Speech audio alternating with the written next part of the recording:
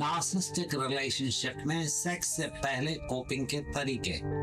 क्या आपने कभी सोचा है कि नार्सिसिस्टिक पार्टनर के साथ सेक्स से पहले आप क्या फील करते हैं? शॉकिंग बट ट्रू, 70% लोग शराब का सहारा लेते हैं सिर्फ इंटीमेट होने के लिए। याद है वो दिन जब आप घंटों तैयार होते थे, दिल एक्साइटमेंट से धड़कता था। अब वही इंटीमेसी एक टास्क लगती है, जैसे कोई एग्जाम हो। 80% लोग कहते हैं कि वो सेक्स के दौरान इमोशनली नंब फील करते हैं। अगर ये सब आपको फेमिलियर लगता है तो आप अकेले नहीं हैं। आज हम डीप एक्सप्लोर करेंगे नार्सिसिस्ट के साथ सेक्स की हिडन दुनिया में और उन सरप्राइजिंग तरीकों में जिनसे लोग कोप करते हैं। तैयार रहिए, जो आप सुनने वाले हैं वो आपकी इंटीमेसी के बारे में सोचने का तरीका हमेशा के लिए बदल सकता है। हर 5 में से एक कपल नार्सिसिस्टिक अब्यूज का शिकार होता है, लेकिन उनके कोप करने के तरीके बिल्कुल अलग होते हैं। पति और पत्नी दोनों ही एक ऐसे ओशन में तैर रहे हैं जहां इमोशनल कनेक्शन की कमी है, लेकिन जहां पति इस ओशन में डूबने से बचने के लिए शराब का सहारा लेता है, वहीं पत्नी खुद को इमोशनली डिस्कनेक्ट करके अपने आप को बचाती है। टूटे दिल के दो टुकड़े दो अलग राहों पे चल पड़े। Let me give you disclaimer, ये video narcissistic abuse, emotional manipulation, sex with narcissist और अनहेल्दी कोपिंग मैकेनिज्म जैसे अल्कोहल यूज के बारे में डिस्कशन करती है।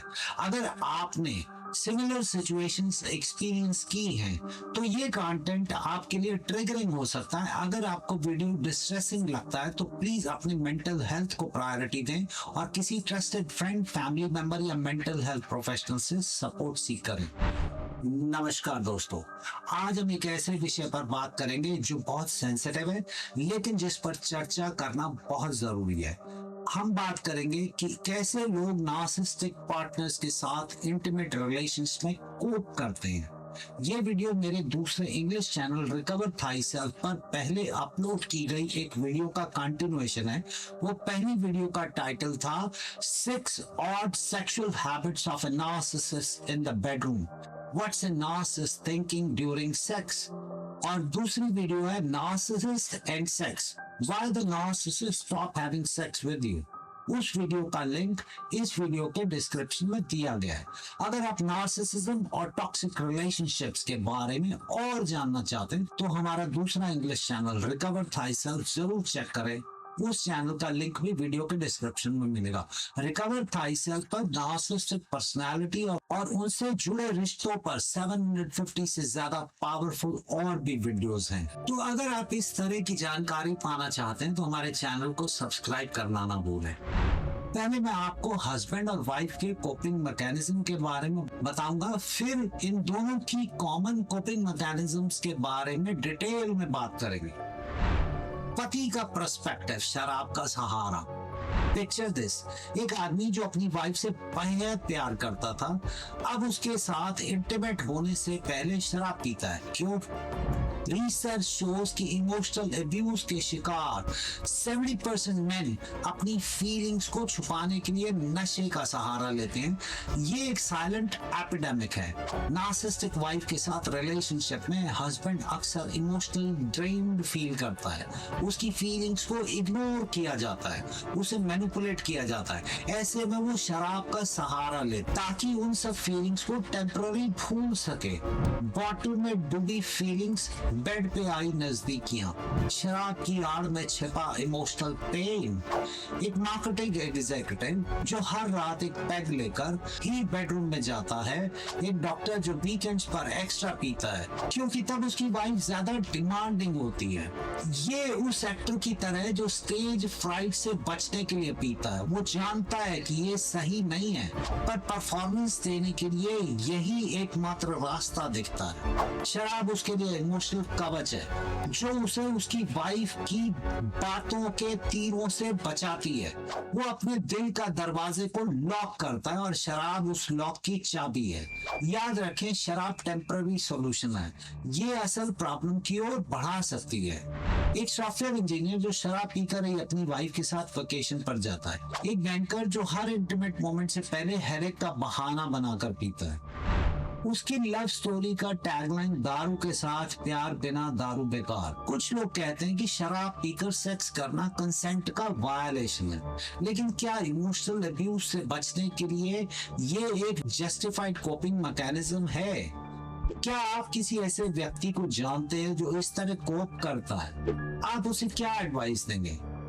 अब बात करते हैं पत्नी का perspective, emotional detachment. Imagine a woman जो सेक्स के दौरान अपने ही शरीर से बाहर निकल जाती है। ये इमोशनल डिटैचमेंट की एक्सट्रीम फॉर्म है। स्टडीज शो कि नार्सिसिस्टिक अब्यूज की शिकार 80% वुमेन सेक्स के दौरान इमोशनल नमनेस फील करती हैं। ये एक साइलेंट सफरिंग है। नार्सिसिस्टिक हस्बैंड के साथ रिलेशनशिप में वाइफ अक्सर ऑब्जेक्ट की तरह ट्रीट की जाती है।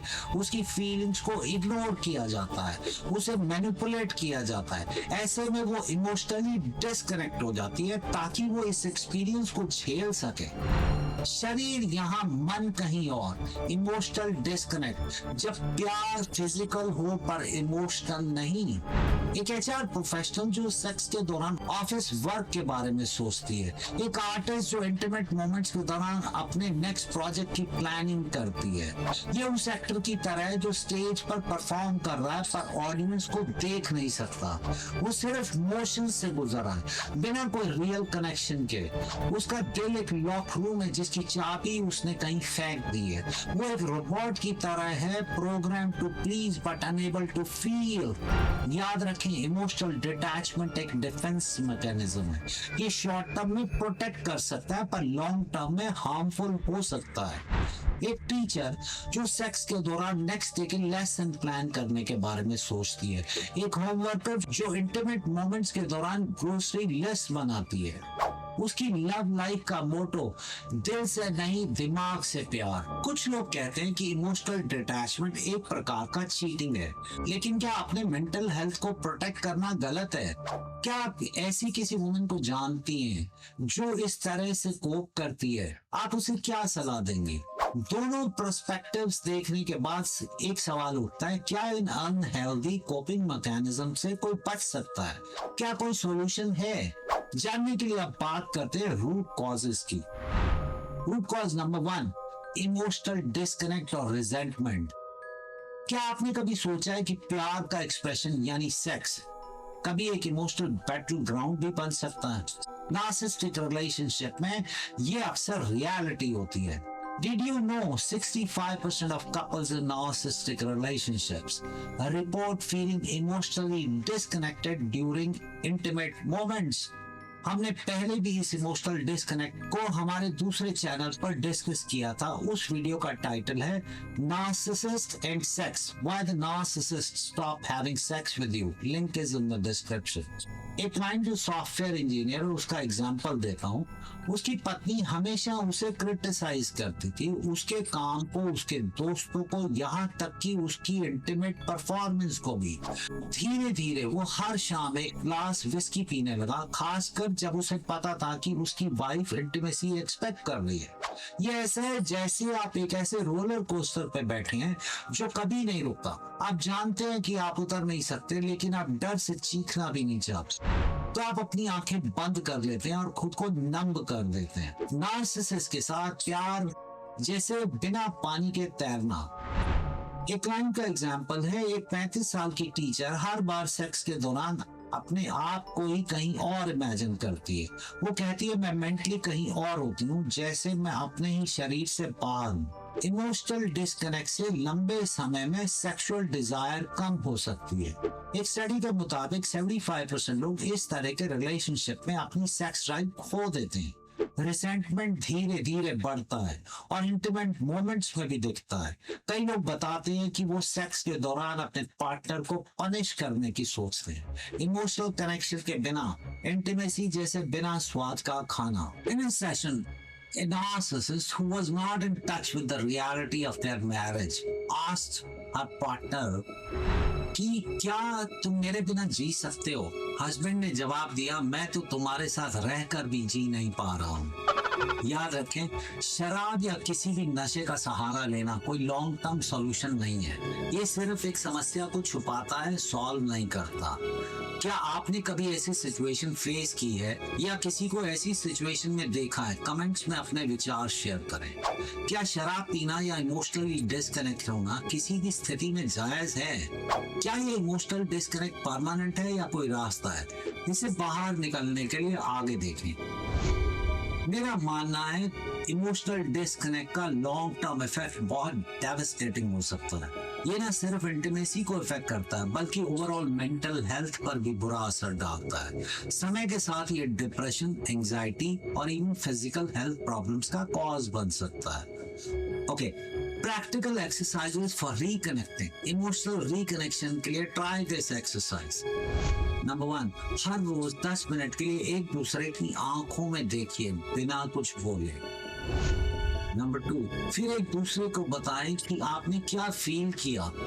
नंबर 3, अपने पार्टनर की फीलिंग को जज किए बिना इस एक्सरसाइज से आप धीरे धीरे इमोशनल इंटीमेसी बिल्ड कर सकते हैं। अब हम देखेंगे कि फीलिंग अनलव्ड या अनअप्रिशिएटेड कैसे इस इमोशनल डिस्कनेक्ट को और बढ़ा देता है। रीजन नंबर 2, फीलिंग अनलव्ड या अनअप्रिशिएटेड। नार्सिसिस्टिक पार्टनर के साथ प्यार और अप्रिशिएशन की कमी एक कॉमन प्रॉब्लम है। ये कैसे सेक्स लाइफ को प्रभावित करता है? क्या आपने कभी महसूस किया है कि आपका प्यार एक वन वे स्ट्रीट है? Studies show कि 75% people in narcissistic relationships feel chronically unappreciated. एक क्लाइंट जो टीचर थी, उसका एग्जाम्पल देता हूँ, उसका हस्बैंड उसे दूसरों से कंपेयर करता था। हर इंटीमेट मोमेंट में वो फील करता था कि वो कहीं ना कहीं फेल हो रहा है। धीरे धीरे वो हर रात सोने से पहले एक बॉटल बियर पीने लगा ताकि वो अपनी वाइफ की एक्सपेक्टेशन से थोड़ा डिस्कनेक्ट कर सके। एक हेल्थ केयर वर्कर की बात बताता हूँ, वो दूसरों की देखभाल में एक्सपर्ट थी, लेकिन जब अपने पार्टनर के साथ इंटीमेसी की बात आती थी वो बिल्कुल नम फील करती थी। धीरे धीरे उसने हर मोमेंट को एक मेडिकल प्रोसीजर की तरह ट्रीट करना शुरू कर दिया। ये ऐसा है जैसे आप हर दिन एक ऐसे एग्जाम में बैठ रहे हैं जिसमें पास होना इम्पॉसिबल है। आप जितनी मेहनत करें, एग्जामिनर हमेशा कहता है कि ये इनफ नहीं है। नार्सिसिस्ट की प्यार की भाषा, क्रिटिसिज्म और कंपैरिजन, ये हमने एक इंग्लिश वीडियो में पहले डिस्कस किया था इन डेप्थ। उस वीडियो का टाइटल है 6 odd sexual habits of narcissists in the bedroom. Link is in the description below. Unappreciated महसूस करना जैसे खाली कुएं में पानी ढूंढना है। अपने आप से पूछें, क्या मैं सेक्स के दौरान अनअप्रिशिएटेड महसूस करता या करती हूँ? क्या मेरे पार्टनर मेरी सेक्सुअल नीड्स का ख्याल रखते हैं? जब आप अनलव्ड फील करते हैं तो इंटीमेसी में कनेक्शन बनाना मुश्किल हो जाता है। 80% लोग कहते हैं कि वो सेक्स के दौरान प्रेजेंट नहीं रह पाते। कुछ कल्चर्स में सेक्स के बारे में बात करना टैबू है, जो इस फीलिंग को और बढ़ा सकता है। एक क्लाइंट ने कहा था, मेरे कल्चर में हम सेक्स के बारे में बात नहीं करते, इसलिए मैं अपनी फीलिंग्स एक्सप्रेस नहीं कर पाती। आप अपनी पसंद को ही खो देते हैं। इसका मैं एक एग्जांपल देता हूँ। एक नार्सिसिस्ट ने अपने पार्टनर से पूछा, तुम्हें मेरे बारे में सबसे ज्यादा क्या पसंद है? पार्टनर ने जवाब दिया, वो जो तुम्हें पसंद है। क्या कांस्टेंट एप्रिसिएशन की मांग करना टॉक्सिक बिहेवियर है या बेसिक नीड? याद रखें, आपकी वैल्यू किसी दूसरे इंसान के ओपिनियंस पर डिपेंड नहीं करती। क्या आपने कभी अनअप्रिशिएटेड फील किया है अपने रिलेशनशिप में? आपने उस फीलिंग से कैसे डील किया है? मैं समझता हूँ फीलिंग वैल्यूड एक बेसिक ह्यूमन नीड है।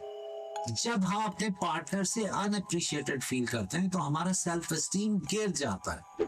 ये इवेंचुअली रिजेंटमेंट और रिलेशनशिप ब्रेकडाउन का कॉज बन सकता है। एक एग्जांपल देता हूँ। एक 35 ईयर की वर्किंग प्रोफेशनल ने कहा था, मैंने अपने पार्टनर को क्लियरली बताया कि मुझे कैसे अप्रिशिएट किया जाना चाहिए।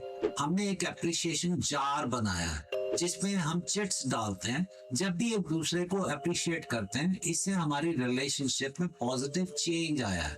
Now let's understand communication technique. Try this AEI model. A for appreciate, मैं अप्रिशिएट करता या करती हूँ। जब आप ईज इफेक्ट, इससे मुझे फील होता है, आई इच्छा, क्या आप ऐसा और ज्यादा कर सकते हैं? सो use this AEI method.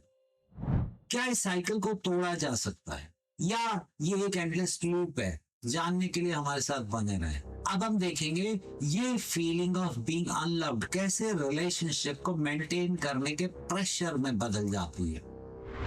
Reason number 3, pressure to maintain the relationship. कभी कभी हम टॉक्सिक रिलेशनशिप्स में इसलिए रहते हैं क्योंकि हमें लगता है कि हमारे पास कुछ चॉइस नहीं है। रिसर्च बताती है कि 80% of people in narcissistic relationships stay due to external pressures. क्या आप कभी ऐसे रिलेशनशिप में फंसे हैं जहां से निकलना इम्पॉसिबल लगता है? ये प्रेशर सेक्स लाइफ को कैसे अफेक्ट करता है? एक बैंक मैनेजर के बारे में बताता हूँ। उसका हस्बैंड हर रात सेक्स एक्सपेक्ट करता था, चाहे वो कितनी भी थकी हो। अगर वो मना करती, वो उसे गुस्सा दिखाता था, इमोशनल ब्लैकमेल करता। धीरे धीरे सेक्स उसके लिए सिर्फ एक टास्क बन गया। एक सक्सेसफुल एंटरप्रेन्योर के बारे में बताता हूँ। वो $1 मिलियन डील्स निगोशिएट कर सकता था, लेकिन अपने ही बेडरूम में पावरलेस फील करता था। उसकी वाइफ हर रात इंटीमेसी एक्सपेक्ट करती थी, चाहे वो कितना भी टायर्ड हो। धीरे धीरे सेक्स उनके लिए सिर्फ एक बिजनेस ट्रांजैक्शन बन गया। ये ऐसा है जैसे आप एक ऐसी जॉब कर रहे हैं जहाँ हर दिन ओवर टाइम करना कंपल्सरी हो। आप जानते हैं कि आपको करना है, लेकिन आपका दिल उसमें नहीं है। रिलेशनशिप मेंटेन करना जैसे एक सिंकिंग शिप को तैराए रखना। 60% लोग नार्सिसिस्टिक रिलेशनशिप्स में सिर्फ सेक्स के लिए रहते हैं क्योंकि उन्हें लगता है कि यही उनका वैल्यू है। समाज का प्रेशर कई लोगों को टॉक्सिक सेक्सुअल रिलेशनशिप्स में रहने के लिए मजबूर करता है। एक क्लाइंट ने कहा था, लोग कहते हैं कि अच्छी वाइफ हमेशा रेडी रहती। कई नार्सिसिस्ट अपने पार्टनर्स को सेक्स के लिए इमोशनली ब्लैकमेल करते हैं। अगर तुम मुझे प्यार करती हो तो तुम्हें ये करना चाहिए जैसी बातें कॉमन है। प्रेशर के साथ इंटीमेसी जैसे बिना मन के नाचना। याद रखें, हेल्दी रिलेशनशिप्स में दोनों पार्टनर्स की फीलिंग्स इक्वली इम्पोर्टेंट होती हैं। एक बार मैंने कपल सेशन में कपल से पूछा, आप दोनों के रिलेशनशिप की स्ट्रेंथ क्या है? नार्सिसिस्ट वाइफ ने जवाब दिया, मैं। फिर मैंने पूछा, क्या इशू है आपकी मैरिज में? नार्सिसिस्ट वाइफ ने कहा, हमारा रिश्ता बिल्कुल परफेक्ट है। उसके हस्बैंड ने कहा, हाँ, परफेक्टली मिजरेबल। क्या आपने कभी ऐसा प्रेशर फील किया है? आपने उस सिचुएशन से कैसे निपटा? क्या सोसाइटल प्रेशर के कारण टॉक्सिक रिलेशनशिप में रहना जस्टिफाइड है? इंडियन कल्चर में रिश्ते को बनाए रखने का दबाव और भी ज्यादा हो सकता है। कुछ कारण है। लोग क्या कहेंगे की साइकोलॉजी, परिवार का दखल और समाज का प्रेशर। तलाक को अभी भी ताबू माना जाता है। फाइनेंशियल डिपेंडेंसी, खासकर लेडीज को। वार्निंग साइंस की प्रेशर अनहेल्दी हो रहा है। बात करते हैं अपने डिसीजन लेने में डर महसूस होना, पार्टनर के साथ रहने पर भी अकेलापन फील करना, कांस्टेंट गिल्ट या शेम फील करना। ना बाउंड्री सेट करने के लिए स्ट्रेटजीज, अपने वैल्यूज और लिमिट्स को क्लियरली डिफाइन करने, नो कहना सीखें बिना गिल्ट के, सेल्फ केयर को प्रायोरिटी बनाएं, ट्रस्टेड लोगों से सपोर्ट लें। क्या इस प्रेशर को मैनेज किया जा सकता है या ये हमेशा रिलेशनशिप को सफोकेट करेगा?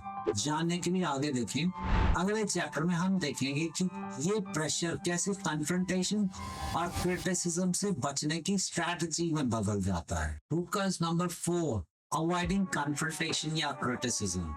नार्सिसिस्टिक पार्टनर्स अक्सर क्रिटिसिज्म का यूज करते हैं कंट्रोल करने के लिए। एक स्टडी के अनुसार 70% people in narcissistic relationships avoid confrontation to maintain peace। क्या आप हर बात में हाँ कहते हैं सिर्फ झगड़े से बचने के लिए? ये fear of confrontation कैसे सेक्स लाइफ को अफेक्ट करता है? ये क्लाइंट जो आर्टिस्ट थी, उसका पार्टनर उसके बॉडी को लेकर हमेशा कमेंट्स करता था। इंटीमेसी के दौरान वो हमेशा लाइट्स ऑफ रखने की इच्छा करती थी। धीरे धीरे उसने अपनी बॉडी से कनेक्ट होना ही बंद कर दिया। एक कॉन्फिडेंट पब्लिक स्पीकर के बारे में बताता हूँ, जो स्टेज पर हजारों लोगों को इंस्पायर कर सकती थी। वो अपने पार्टनर के साथ इंटीमेट मोमेंट में साइलेंट और विथड्रॉन हो जाती थी। उसका पार्टनर हमेशा उसके बॉडी को लेकर कमेंट्स करता था। धीरे धीरे उसने इंटीमेसी के दौरान अपनी आवाज ही खो दी। ये ऐसा है जैसे आप हमेशा एक इनविजिबल शील्ड पहने हुए हैं ताकि कोई आपको हर्ट ना कर सके। क्रिटिसिज्म से बचना, जैसे मैदान में बिना हथियार के युद्ध लड़ना। ट्राई आई स्टेटमेंट, जैसे मुझे लगता है, इंस्टेड ऑफ तुम हमेशा ऐसा करते हो। जब सेक्सुअल प्रेफरेंसेस के बारे में बात कर रहे हैं, कई नार्सिसिस्ट अपने पार्टनर के सेक्सुअल एक्सपीरियंसेस को इनवैलिडेट करते हैं। तुम्हें एंजॉय करना चाहिए था, तुम ओवर रिएक्ट कर रही हो जैसी बातें कॉमन है। कन्फ्रंटेशन से बचने वाले 90% लोग अपनी सेक्सुअल लाइफ से अनसैटिस्फाइड होते हैं। फियर ऑफ कन्फ्रंटेशन इंटीमेसी का साइलेंट किलर। एक सेशन में एक नार्सिसिस्ट ने कहा, मैं क्रिटिसिज्म एक्सेप्ट करता हूँ जब तक वो मेरी तारीफ हो। याद रखें, हेल्दी क्रिटिसिज्म कंस्ट्रक्टिव होती है, डिस्ट्रक्टिव नहीं। क्या कन्फ्रंटेशन अवॉइड करना कभी कभी स्मार्ट स्ट्रेटजी हो सकती है? क्या आपने कभी इंटीमेसी के दौरान ऐसा फियर फील किया है? आपने उससे कैसे फील किया? अब दो तरीके देखिए। एक अनहेल्दी तरीका है, तुम हमेशा मुझे इग्नोर करते हो, तुम ओवर रिएक्ट कर रही, मैं कुछ भी गलत नहीं कर रहा। हेल्दी तरीका है, जब आप मुझसे बात नहीं करते हो तो मुझे हर्ट लगता है, मुझे समझ में आया, मैं ध्यान रखूंगा कि ऐसा ना हो। ओके, जब कन्फ्रंटेशन हो तो फेयर फाइटिंग के रूल्स अपनाएं। जैसे सिर्फ वर्तमान इशू पर फोकस करें, नेम कॉलिंग या पर्सनल अटैक्स ना करें, एक दूसरे की फीलिंग्स को वैलिडेट करें, कॉम्प्रोमाइज के लिए रेडी रहें, असर्टिव कम्युनिकेशन यूज करें। जैसे मुझे लगता है कि, मैं चाहता हूं कि, क्या हम इस बात पर बात कर सकते हैं? क्या कन्फ्रंटेशन से बचना लॉन्ग टर्म में फायदेमंद है या ये सिर्फ एक टेम्पररी सॉल्यूशन है? जानने के लिए हमारे साथ बने रहें। अब हम देखेंगे कि ये फियर ऑफ कन्फ्रंटेशन कैसे एंजाइटी और परफॉर्मेंस प्रेशर में बदल जाता है। चैप्टर नंबर 5, सप्रेसिंग एंजाइटी और परफॉर्मेंस प्रेशर। नार्सिसिस्टिक रिलेशनशिप में कांस्टेंट प्रेशर रहता है परफेक्ट होने का। Shocking but true, 85% people in narcissistic relationships report performance anxiety in the bedroom. क्या आप हर इंटीमेट मोमेंट को एक एग्जाम की तरह फेस करते हैं? ये एंजाइटी कैसे बेडरूम में आती है? एक सेशन में एक आईटी प्रोफेशनल के बारे में बताता हूँ। उसकी वाइफ हमेशा उसके परफॉर्मेंस को क्रिटिसाइज करती थी। हर इंटीमेट मोमेंट से पहले उसका दिल तेजी से धड़कने लगता था। धीरे धीरे उसने हर बार पहले एक ग्लास वाइन पीना शुरू कर दिया ताकि वो थोड़ा रिलैक्स हो सके। एक हार्ट सर्जन के बारे में बताता हूँ। वो दूसरों को हार्ट बीट मैनेज करने में हेल्प करता था, लेकिन अपने ही रिलेशनशिप में एंग्शियस और इनएजुकेट फील करता था। हर इंटीमेट मोमेंट से पहले उसका दिल तेजी से धड़कने लगता था। धीरे धीरे उसने हर बार पहले डीप ब्रीदिंग एक्सरसाइज शुरू कर दिया ताकि वो थोड़ा काम हो सके। ये ऐसा है जैसे आप हर बार स्टेज पर जा रहे हो, लेकिन आपको पता है कि ऑडियंस आपको बू करेगी।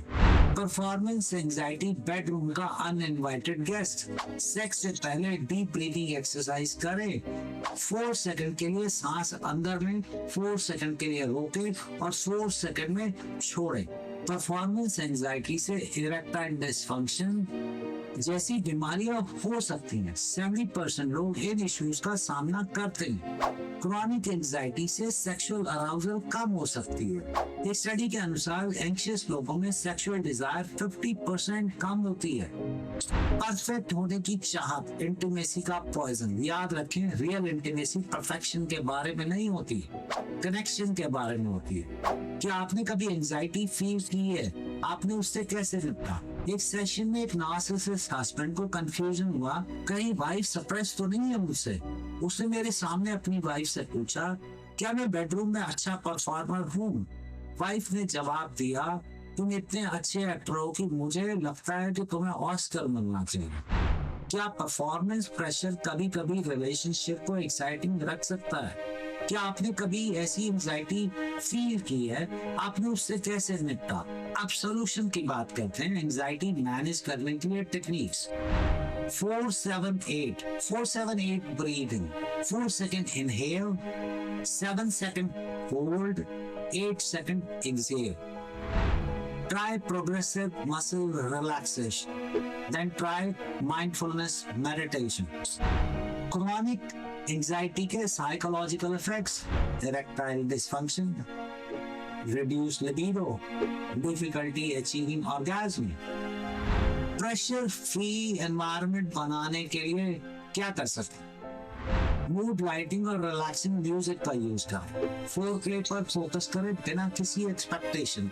ओपन कम्युनिकेशन को एनकरेज करें। क्या इस एंजाइटी से कभी छुटकारा मिल सकता है, या ये हमेशा इंटीमेसी का हिस्सा रहेगी? जानने के लिए आगे देखें। अगले चैप्टर में हम देखेंगे कि ये एंजाइटी कैसे इमोशनल मैनिपुलेशन का शिकार बनने में कंट्रीब्यूट करती है। रीजन नंबर 6, इमोशनल मैनिपुलेशन का सामना करना। नार्सिसिस्ट अक्सर इमोशनल मैनिपुलेशन का यूज करते हैं अपने पार्टनर्स को कंट्रोल करने के लिए। रिसर्च शोज कि 90% of people in narcissistic relationships have experienced emotional manipulation. क्या आपको लगता है कि आपके इमोशंस एक पपेट की तरह कंट्रोल किए जा रहे हैं? इस मैनिपुलेशन को हम पहले भी डिस्कस किया है। उस वीडियो का टाइटल था नार्सिसिस्ट इंटीमेसी डिसेप्शन, जो हमारे इंग्लिश चैनल पर है। उस वीडियो का लिंक नीचे डिस्क्रिप्शन में है। ये मैनिपुलेशन कैसे बेडरूम तक पहुंचती है? एक क्लाइंट जो कॉर्पोरेट एग्जीक्यूटिव के बारे में बताता हूँ, उसका हस्बैंड हमेशा उसे मैनिपुलेट करता था, उसके अचीवमेंट्स को कम करके आंकता था। धीरे धीरे उसने अपने सारे इमोशंस को सप्रेस कर दिया। इंटीमेसी के दौरान वो बिल्कुल रोबोटिक तरीके से एक्ट करती थी, कुछ भी फील किए बिना। एक सेलिब्रेटेड शेफ के बारे में बताता हूँ, जो अपने फूड के थ्रू दूसरों को जॉय देता था। वो अपने रिलेशनशिप में एम्प्टी फील करता था। उसका पार्टनर हमेशा उसे मैनिपुलेट करता था, उसके कलनरी अचीवमेंट्स को कम करके आंकता था। धीरे धीरे उसने अपने सारे इमोशंस को अपने कुकिंग में चैनल करना शुरू कर दिया, इंटीमेसी में कुछ भी फील किए बिना। ये ऐसा है जैसे आप एक ऐसी चेस गेम खेल रहे हो जहां रूल्स हर मूव के बाद बदल जाते हैं। इमोशनल मैनिपुलेशन नार्सिसिस्ट का फेवरेट खेल। लव बॉम्बिंग के बाद सेक्स विद होल्डिंग एक कॉमन तरीका है जिससे नार्सिसिस्ट कंट्रोल करते हैं। अगर आपका पार्टनर आपके सेक्सुअल पास्ट को लेकर आपको शेम करता है, तो ये एक मैनिपुलेशन का अर्ली साइन हो सकता है। इमोशनल मैनिपुलेशन से ट्रू कंसेंट मुश्किल हो जाता है। 85% लोग कहते हैं कि वो मैनिपुलेटेड फील करते हैं जब वो सेक्स के लिए हाँ कहते हैं। फीलिंग्स को सप्रेस करना, जैसे अपने दिल को म्यूट कर देना। I asked the narcissistic husband, do you respect your wife emotions? Then narcissist husband ने मुझसे कहा, मैं अपने पार्टनर को इमोशंस को बहुत रिस्पेक्ट करता हूँ जब वो मेरे इमोशन से मैच करते हैं। याद रखें, हेल्थी रिलेशनशिप्स में इमोशंस को एक्सप्रेस करना सेफ होता है। क्या कभी कभी थोड़ी इमोशनल मैनिपुलेशन रिलेशनशिप के लिए गुड हो सकती है? क्या आपने कभी ऐसी मैनिपुलेशन का एक्सपीरियंस किया है? आपने उससे कैसे डील किया? मैनिपुलेशन टैक्टिक्स की चेकलिस्ट। क्या होता है मैनिपुलेशन के दौरान? Love bombing, gaslighting, silent treatment, guilt tripping, triangulation। ना gaslighting को पहचानने और रिस्पॉन्ड करने के लिए मेरी एडवाइस है, अपने एक्सपीरियंसेस को वैलिडेट करें, अपनी फीलिंग्स और मेमोरीज को जर्नल में लिखें, ट्रस्टेड लोगों से रियलिटी चेक करें, ग्रे रॉक टेक्निक का यूज करें। क्या इमोशनल मैनिपुलेशन से बचा जा सकता है, या ये नार्सिसिस्टिक रिलेशनशिप्स का परमानेंट फीचर है? जानने के लिए हमारे साथ बने रहें। अब हम देखेंगे ये इमोशनल मैनिपुलेशन कैसे सेक्स को एक बार्गेनिंग टूल में बदल देती है। Root cause number 7, sex as a bargaining tool. कभी कभी नार्सिसिस्ट सेक्स का यूज एक बार्गेनिंग चिप की तरह का। क्या आपके रिलेशनशिप में इंटीमेसी एक करेंसी बन गई है? ये टॉक्सिक पैटर्न कैसे सेक्सुअल रिलेशनशिप को अफेक्ट करता है? एक क्लाइंट जो मार्केटिंग एग्जीक्यूटिव के बारे में बताता हूँ, उसकी वाइफ उसे सेक्स के लिए मैनिपुलेट करती थी। अगर वो उसके लिए एक्सपेंसिव गिफ्ट्स लाता तो ही वो इंटीमेसी के लिए रेडी होती। धीरे धीरे उसने हर इंटीमेट मोमेंट को एक ट्रांजैक्शन की तरह देखना शुरू कर दिया। ये ऐसा है जैसे आप एक ऐसे मार्केट में हो जहाँ इमोशंस की कीमत लगाई जाती है। ये टैक्टिक हमने पहले एक वीडियो में डिस्कस की थी इंग्लिश चैनल पर। उस वीडियो का टाइटल है narcissistic sexual कोर्सन, toxic sexual patterns of narcissist, जो हमारे दूसरे इंग्लिश चैनल पर है, लिंक नीचे डिस्क्रिप्शन में। इंटीमेसी का बाजार जहां प्यार की वैल्यू नहीं। जब सेक्स एक ट्रांजैक्शन बन जाता है तो इंटीमेसी खो जाती है। 95% लोग इस तरह के रिलेशनशिप में सेक्सुअल डिससैटिस्फैक्शन रिपोर्ट करते हैं। सेक्स को रिवार्ड या पनिशमेंट के रूप में यूज करना एक कॉमन तरीका है जिससे नार्सिसिस्ट पावर मेंटेन करते हैं। एक क्लाइंट ने सेशन में कहा था, मेरा पार्टनर मुझे एक्सपेंसिव गिफ्ट देता है लेकिन फिर उसे लगता है मैं उसके लिए हर वक्त सेक्सुअली अवेलेबल रहूं। Sex as a currency, narcissist का फेवरेट गेम। एक सेशन याद आ रहा है जिसमें एक नार्सिसिस्ट वाइफ ने अपने हस्बैंड से कहा, मेरे प्यार की कीमत तुम क्या जानते। हस्बैंड ने जवाब दिया, मुझे पता है, मैंने लास्ट मंथ का क्रेडिट का बिल देखा है। नार्सिसिस्ट वाइफ ने कहा, सेक्स मेरा अधिकार है। हस्बैंड ने कहा, और मेरा अधिकार इसको वीटो करने का। याद रखें, रियल इंटीमेसी फ्रीली दी जाती है, बार्गेन नहीं की जाती। क्या सेक्स को भी कभी कभी मोटिवेशनल टूल के रूप में यूज करना ओके है? क्या आपने कभी ऐसी सिचुएशन फेस की है? आपने उससे कैसे निपटा? ट्रांजैक्शनल इंटीमेसी का साइकोलॉजिकल इम्पैक्ट क्या है? सेल्फ एस्टीम में कमी, इंटीमेसी से डर लगना, रिसेंटमेंट और एंगर बढ़ना। मेरी एडवाइस है, नॉन सेक्सुअल इंटीमेसी से शुरुआत करें। हग्स, हाथ पकड़ना, सेंसेट फोकस एक्सरसाइज करें, कपल्स थेरेपी कंसिडर करें, सेक्सुअल एक्सपेक्टेशंस पर बात करने के लिए exercises, yes no maybe list बनाएं, वीकली चेक इन रखें, आई स्टेटमेंट्स का यूज करें। क्या इस साइकिल को तोड़ा जा सकता है या ये एक एंडलेस गेम है? जानने के लिए आगे देखें। अगले चैप्टर में हम देखेंगे कि ये बार्गेनिंग कैसे इमोशनल डिटैचमेंट और डिसएसोसिएशन की तरफ ले जाती है। रीजन नंबर 8, डिटैचमेंट और डिसएसोसिएशन। जब इमोशनल पेन बहुत ज्यादा हो जाती है तो कुछ लोग इमोशनली डिटैच हो जाते हैं। Shocking but true, 80% of people in long-term narcissistic relationships report feeling emotionally detached. क्या आप कभी ऐसा फील करते हैं कि आप अपने ही जीवन में स्पेक्टेटर हो? इस डिटैचमेंट को we had discussed before in a video titled Narcissistic Sex Faking Act Patterns. Signs sexually aggressive behavior. Link is in the description below. ये डिटैचमेंट सेक्स लाइफ को कैसे अफेक्ट करता है? एक क्लाइंट जो डॉक्टर है, उसका पति हमेशा उसे कंट्रोल करने की कोशिश करता था, उसके कपड़ों से लेकर उसके फ्रेंड्स तक। इंटीमेसी के दौरान वो सिर्फ उसके ईगो को सेटिस्फाई करने के लिए एक्ट करती थी, लेकिन अंदर से वो बिल्कुल डिस्कनेक्टेड थी। ये ऐसा है जैसे आप अपने जीवन में एक स्पेक्टेटर बन रहे हो। इमोशनल डिटैचमेंट जैसे अपने दिल को रिमोट कंट्रोल से ऑफ करना। डिसएसोसिएशन एक कोपिंग मैकेनिज्म है जहां माइंड और बॉडी डिस्कनेक्ट हो जाते हैं। सेक्स के दौरान कई लोग फील करते हैं जैसे वो वहां नहीं है। रेगुलर डिसएसोसिएशन से सेक्सुअल डिसफंक्शन और इंटीमेसी इश्यूज हो सकते हैं। 80% लोग लॉन्ग टर्म में इन प्रॉब्लम्स का सामना करते हैं। प्रेजेंट होकर भी एब्सेंट होना, नार्सिसिस्टिक रिलेशनशिप का साइलेंट किलर। याद रखें, लॉन्ग टर्म में इमोशनल डिटैचमेंट आपके मेंटल हेल्थ को नुकसान पहुंचा सकती है। क्या आपने कभी ऐसी डिटैचमेंट फील की है? आपने उससे कैसे डील किया?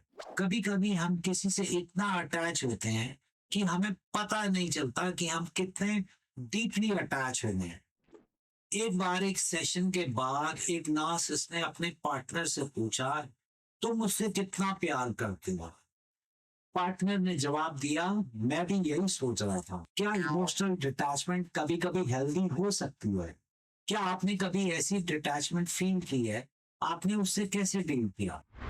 Okay, now let's talk about solutions. Use these grounding techniques.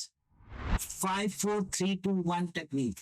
5 चीजें देखें 4 चीजें छुए, 3 आवाजें सुने, 2 चीजें सूंघे, 1 स्वाद चखें। Deep breathing exercises, body scan meditation, trauma informed care की इंपॉर्टेंस है, जिसमें पास्ट ट्रॉमास को एक्नॉलेज करें, पेशेंट और अंडरस्टैंडिंग रहें, प्रोफेशनल हेल्प लेने में संकोच ना करें। क्या इस अटैचमेंट से वापस कनेक्शन की तरफ लौटा जा सकता है, या ये एक पॉइंट ऑफ नो रिटर्न है? जानने के लिए हमारे साथ बने रहें। अब हम देखेंगे कि ये डिटैचमेंट कैसे ऑब्लिगेशन से सेक्स की तरफ ले जाती है। Root cause 9, performing out of obligation. कई बार नार्सिसिस्टिक रिलेशनशिप में सेक्स एक ड्यूटी बन जाता है। रिसर्च बताती है कि 70% of people in narcissistic relationship have had sex out of obligation। क्या आपके लिए भी इंटीमेसी एक टू डू लिस्ट का आइटम बन गया है? ये सेंस ऑफ ऑब्लिगेशन कैसे इंटीमेसी को अफेक्ट करता है? एक सेशन में एक टीचर ने कहा उसकी वाइफ हर वीकेंड सेक्स एक्सपेक्ट करती थी, चाहे वो कितना भी थका हो। अगर वो मना करता है तो वो उसे मर्द नहीं कहकर इंसल्ट करती। धीरे धीरे वो हर वीकेंड सेक्स के लिए मेंटली प्रिपेयर होने लगा जैसे कोई एग्जाम। ये ऐसा है जैसे आप कोई ऐसी जॉब कर रहे हो जहां आपको कोई सेटिस्फैक्शन नहीं मिलती, लेकिन आप छोड़ नहीं सकते। ऑब्लिगेशन सेक्स जैसे बिना भूखे खाना खाना। ऑब्लिगेशन सेक्स में ट्रू कंसेंट की कमी होती है। ये एक फॉर्म ऑफ सेक्सुअल कोर्जन है। ऑब्लिगेशन सेक्स से सेक्सुअल डिसऑर्डर्स हो सकते हैं। 70% लोग नार्सिसिस्टिक रिलेशनशिप्स में रेगुलर रूप से ऑब्लिगेशन सेक्स रिपोर्ट करते हैं। ड्यूटी की तरह इंटीमेसी जैसे बिना म्यूजिक के डांस करना। याद रखें, हेल्थी रिलेशनशिप्स में सेक्स एक म्यूचुअल डिसीजन होता है, ना कि एक ऑब्लिगेशन। क्या आपने कभी ऐसी ऑब्लिगेशन फील की है? आपने उस फीलिंग से कैसे डील किया? एक नार्सिसिस्ट वाइफ ने सेशन में अपने हस्बैंड से पूछा, क्या तुम मेरे लिए कुछ भी करोगे? हस्बैंड ने जवाब दिया, मैं तो अभी यहाँ हूँ, क्या ये काफी नहीं है?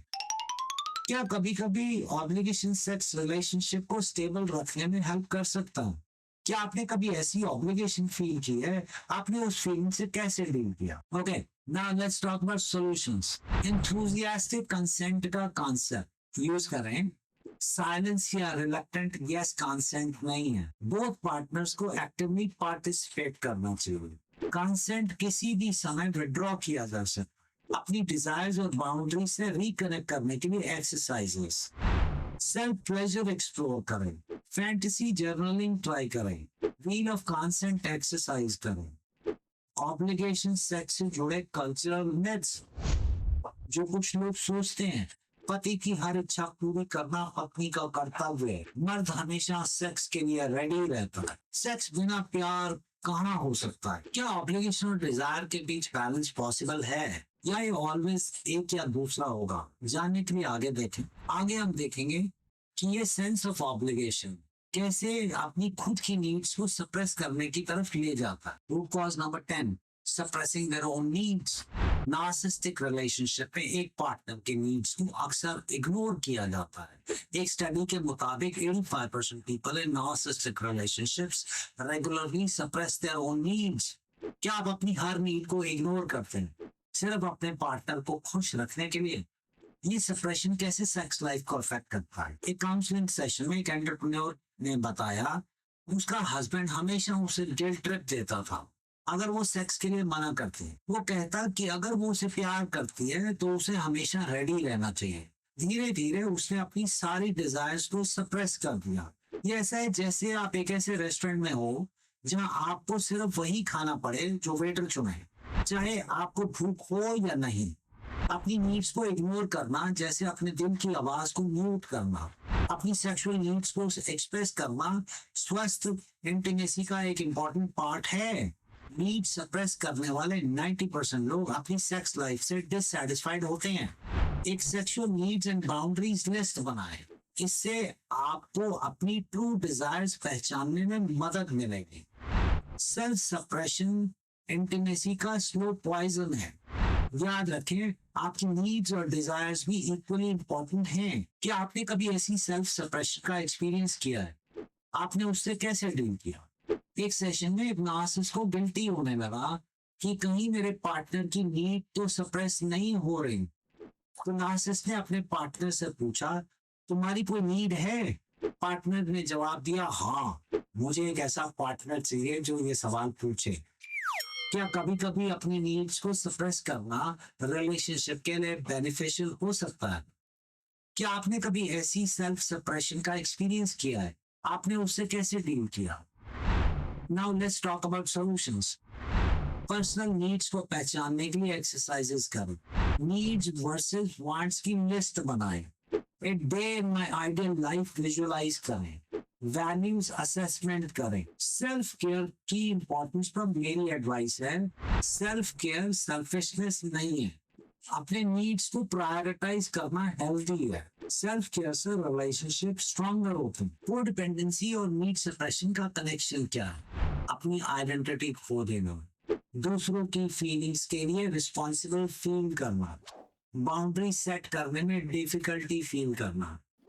क्या अपनी नीड्स को एक्सप्रेस करना नार्सिसिस्टिक रिलेशनशिप में पॉसिबल है, या ये ऑलवेज वन साइडेड अफेयर रहेगा? जानने के लिए हमारे साथ बने रहें। अब हम देखेंगे कि ये सेल्फ सप्रेशन कैसे प्रिटेंडिंग और फेकिंग ऑर्गेज्म की तरफ ले जाती है।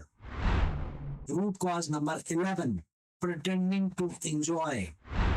क्या आप बार बार ये बहुत अच्छा है बोलते हैं जबकि आपको कुछ भी फील नहीं होता? Shocking but true, 90% people in narcissistic relationships admit करते हैं to faking enjoyment during intimate moments. Narcissistic partners often expect constant praise and admiration even in the bedroom.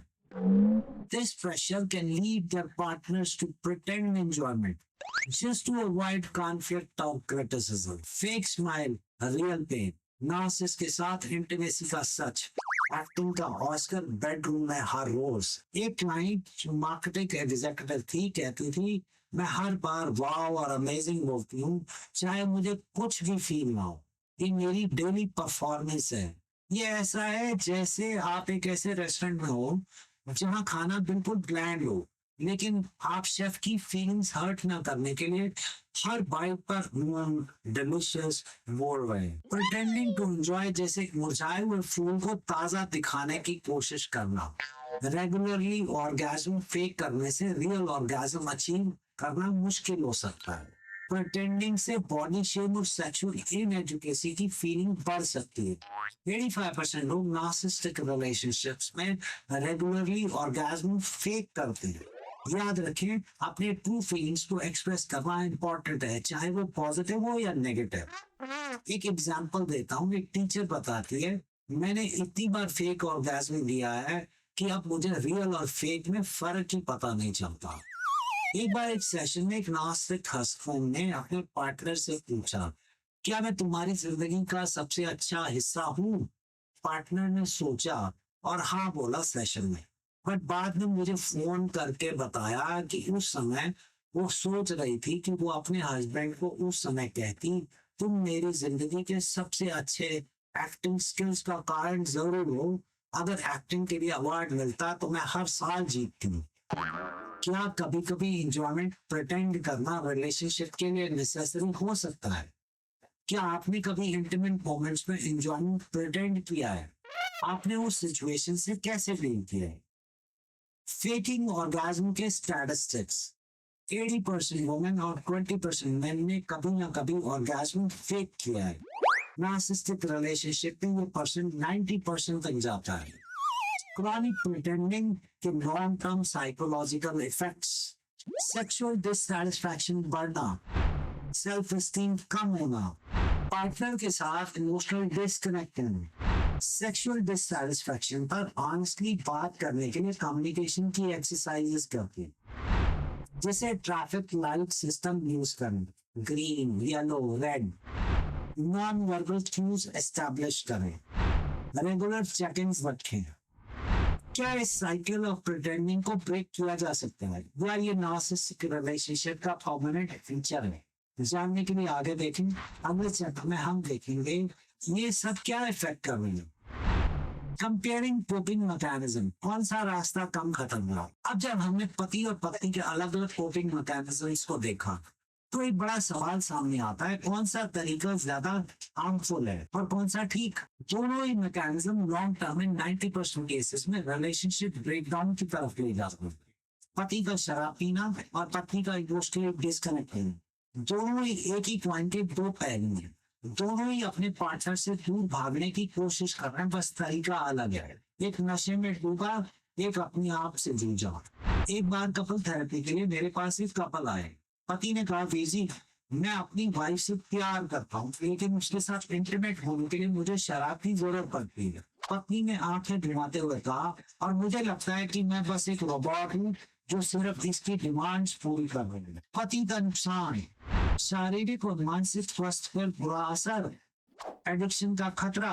पत्नी का नुकसान, इमोशनल कनेक्शन की कमी, डिप्रेशन और एंजाइटी का रिस्क। एक जहर पीता है, एक जहर बनती है। एक आईटी प्रोफेशनल ने शेयर किया था, शराब मुझे टेम्पररी रिलीफ देती है, लेकिन अगले दिन गिल्ट फील होता है। एक टीचर ने बोला था, इमोशनली डिस्कनेक्ट होकर मैं सिचुएशन को हैंडल कर लेती हूँ, लेकिन अंदर से खाली महसूस करती हूँ।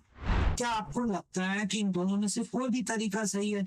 आपके हिसाब से क्या बेहतर सॉल्यूशन हो सकता है? क्या इन कोपिंग मैकेनिज्म्स को किसी भी स्थिति में जायज ठहराया जा सकता है? कुछ लोगों का मानना है कि ये सर्वाइवल टैक्टिक्स हैं, दूसरी तरफ कुछ इन्हें पूरी तरह से हार्मफुल मानते हैं। सच्चाई शायद इन दोनों के बीच कहीं है। ये मैकेनिज्म्स शॉर्ट टर्म रिलीफ दे सकते हैं, लेकिन लॉन्ग टर्म सॉल्यूशन नहीं है। टेम्पररी राहत, परमानेंट नुकसान। कुछ लोग इस एग्जाम्पल से समझेंगे कि यहाँ रूट कॉज तो कुछ और ही है। एक नार्सिसिस्ट कपल से पूछा गया, आपकी शादी में क्या प्रॉब्लम है? नार्सिसिस्ट हस्बैंड ने कहा, मेरा पार्टनर मुझे समझ नहीं पाता कि मैं कितना अमेजिंग हूँ। फिर मैंने पूछा, आप दोनों के रिश्ते में क्या कॉमन है?